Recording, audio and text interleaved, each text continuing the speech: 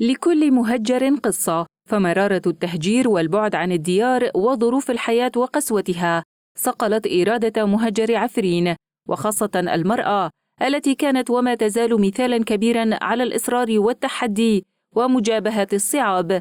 وحيدة برينكا المهجرة العفرينية القاطنة في حي الشيخ مقصود في الشهباء ذات 60 عاما تقول إنها تعمل في مجال خياطة الأزياء الكردية للحفاظ على الفولكلور والتراث الكردي ولتعيل عائلتها.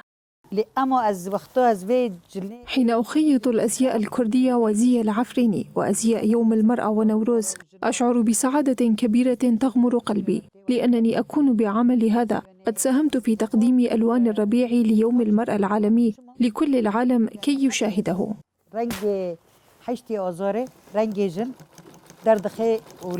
ويواجه مهجرو عفرين مرارة البعد عن الديار كما يواجه القاطنون في مدينة عفرين المحتلة صعوبات عدة أبرزها سياسة تتريك.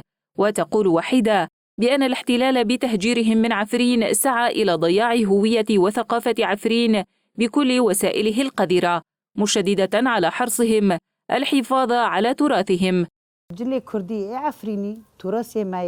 في الحقيقة الزي الكردي تراثنا وفولكلورنا، ونحن حين هجرنا من عفرين أضاع الاحتلال لنا كل شيء، ولكن نحن نقول أننا وعبر زينا الكردي الذي سنحافظ عليه ما حيينا، لأنه جزء منا ومن هويتنا، وكل العالم يعرفنا من خلال هذا الزي.